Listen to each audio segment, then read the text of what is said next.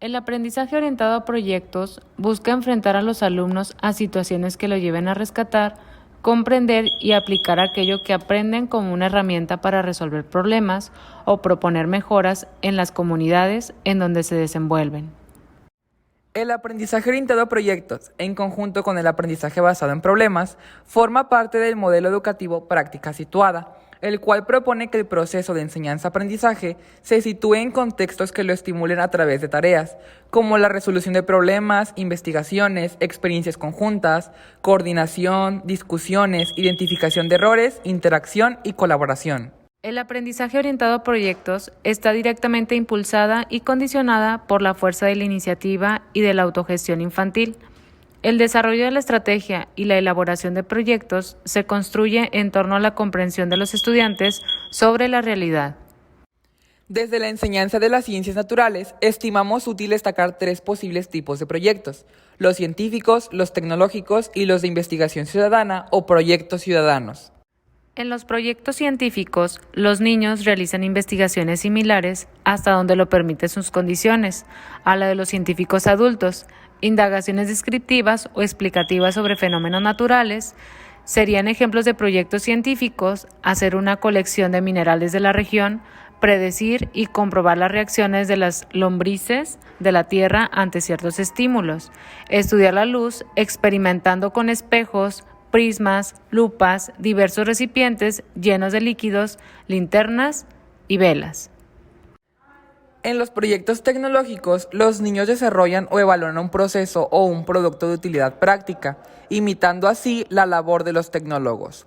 Tales serían los casos, por ejemplo, de construir aeroplanos con papel y cartulina, de inventar recetas de ensaladas y canapés, o de evaluar la calidad de varias marcas de lápices. Finalmente, en los proyectos ciudadanos, los estudiantes actúan como ciudadanos inquietos y críticos, que solidariamente consideran los problemas que los afectan, se informan, proponen soluciones y, de ser posible, las ponen en práctica o las difunden, así sea a pequeña escala. Como ejemplos de este tipo de proyectos, podemos mencionar el estudio de hábitos nutricionales de compañeros del plantel, la investigación sobre posibilidades recreativas para niños en la comunidad o la detención de fuentes de contaminación en la periferia de la escuela. Los distintos tipos de proyectos facilitan a los aprendices el desarrollo de diferentes clases de conocimiento y de habilidades, aunque tengan en común ser actividades de investigación. Aunque cada tipo de proyecto plantea etapas particulares en su desarrollo, podemos señalar algunas fases genéricas presentes habitualmente en un trabajo de investigación, cualquiera sea su naturaleza. En síntesis, son las fases de preparación, desarrollo y comunicación. En la fase de preparación se realizan las primeras conversaciones e intercambios que plantean un posible tema de proyecto y lo van perfilando. También pertenecen a ella los momentos ya más precisos de planificación infantil, cuando se especifican el asunto, el propósito, las posibles actividades a desarrollar y los recursos necesarios. Les tenemos miedo a las planificaciones demasiado minuciosas, pues cierran prematuramente posibilidades y además resultan pesadas para los pequeños investigadores por sus exigencias de exhaustivo registro escrito de lo que se va a hacer, a menudo siguiendo patrones muy rígidos y estereotipados. Preferimos planificaciones más sencillas, al alcance de los niños, pero siempre exigimos reflexión y previsión sobre el proyecto. La fase de desarrollo implica la efectiva puesta en práctica del proyecto. Los diversos equipos necesitan espacios y tiempos para poder ir realizando su trabajo. Equipos que trabajen muy juntos y sin condiciones ambientales ni recursos suficientes no podrán cumplir satisfactoriamente su labor. Las actividades que hay que cumplir pueden ser muy variadas de acuerdo con el tipo de proyecto y el tema elegido. Trabajos de campo, encuestas, entrevistas, experimentos, visitas, acciones en la comunidad escolar o más allá de ella. Es importante que los mismos alumnos vayan realizando el seguimiento de su labor, reservando para ello algunos minutos del tiempo de clase y contando con el apoyo del docente, cuando diversos equipos realicen proyectos en un área común. Es posible que entre todos elaboren un pliego donde se vaya viendo en forma resumida y de conjunto la marcha de las diversas investigaciones. De esta manera se tiene siempre el alcance de todos el conocimiento global y el panorama relacionado de las indagaciones que se está llevando a cabo. La fase de comunicación a veces se olvida o bien se vuelve rutinaria en una breve exposición oral ante los compañeros. Es importante valorar esta fase, tan relevante en toda investigación, y ofrecer diversos cauces para la misma, variables según circunstancias e inclinaciones de cada equipo. Comunicar la investigación realizada no es solo una acción hacia afuera, sino también hacia adentro, en el sentido de que ayuda a los niños a poner más en orden sus pensamientos y a completar y perfeccionar las reflexiones ya hechas. Mi propuesta en torno a esta estrategia consistió en invertir los papeles docente-alumno.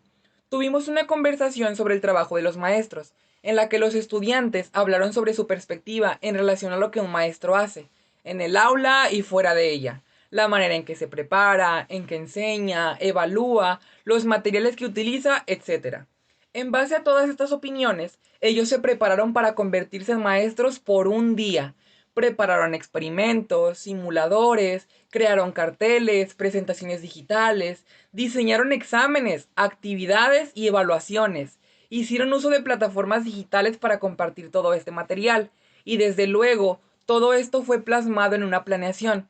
Al igual que un docente, diseñaron una planificación en la que estructuraban todo.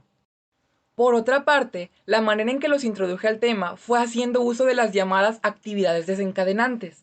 A lo largo de 3 sesiones de 40 minutos, dimos lectura a la novela Viaje al centro de la Tierra, la cual involucra muchos conceptos de física sin rayar en lo técnico o volverlo complicado para el lector. A lo largo de la trama, presenta bastantes situaciones que como docentes podemos usar como motor de partida para abordar temas de la currícula. En esta última práctica conectamos profesor-alumno. Se implementó una estrategia del aprendizaje orientado a proyectos donde los alumnos decidieron qué actividad realizarían para un aprendizaje autónomo. Al principio fue un poco complejo. Los estudiantes no están acostumbrados a trabajar de manera colectiva, es decir, en equipos. Además, en ciertas ocasiones, los alumnos no quieren pensar, quieren que el profesor les dé todas las herramientas para realizar el trabajo, así que fue doble el esfuerzo para hacer que los alumnos lograran echar a volar su imaginación y creatividad. Se puede aplicar en cualquier contexto, escuela o salón. Cabe destacar que el aprendizaje orientado en proyectos no está limitado. El docente en práctica debe considerar en primer lugar el contexto y las posibilidades de sus alumnos para hacer una planeación adecuada a lo antes mencionado. Es importante recalcar que teniendo en cuenta todos esos puntos, en ciertas ocasiones sí es necesario adecuar o ajustar la planeación. Se puede hacer ya que la planeación es flexible en todo momento. Su objetivo es desarrollar su creatividad, curiosidad e indagación, es decir, salir de su rutina. Por ejemplo, en el proyecto que ellos realizaron fue crear un espacio donde además de aprender, ellos jugaron. Pero te preguntarás, ¿se puede jugar en el aula? Y la respuesta es sí. No hay un mayor aprendizaje que haciéndole una transversalidad con la vida cotidiana y la escuela. Para ello, se decidió una serie de pasos a seguir. Se reunieron en equipos de 5 a 6 integrantes, dependiendo de cada salón. Después, indagarían en diversas plataformas y libros acerca del tema. Posteriormente, iban a seleccionar información de primera mano para llegar a una definitiva. Y por último, realizaron un juego lúdico, en este caso el adivina quién. El día de la exposición, ellos realizaron una demostración jugando y aprendiendo, lo cual fue satisfactoria para el alumno como para el docente. Bueno, creo que ya me emocioné un poquito en hablar del rol del alumno. Ahora hablaremos del docente, que básicamente su rol hace menos, pero eso no quiere decir que no haga nada. Su papel es orientar a los alumnos, es decir, que no se salgan por otro contexto. Si necesitan un apoyo del docente, está para eso. Por si surgen algunas dudas, pueden citar ciertas fuentes de consulta, esto para que saquen información verídica del trabajo y en todo momento ellos van a llevar de la mano al alumno durante la elaboración de su proyecto. Esta estrategia del AOP, aprendizaje orientado a proyectos, es muy satisfactoria. Sé que nos costaría un poco más de trabajo, tanto para el docente como para el alumno, pero sí se puede con un poco más de práctica y motivación.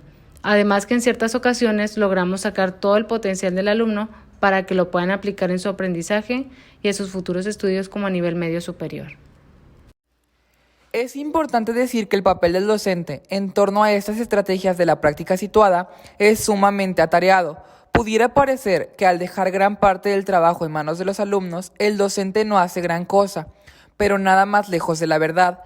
Cada alumno es responsable de su proceso, pero el docente debe estar pendiente de todos los procesos del aula, entre 30 y 40 a la vez.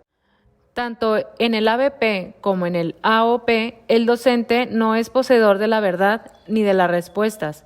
El alumno es quien debe proponer soluciones e implementarlas. Entonces, requiere de esfuerzo el orientar a cada alumno sin mostrarle el camino correcto.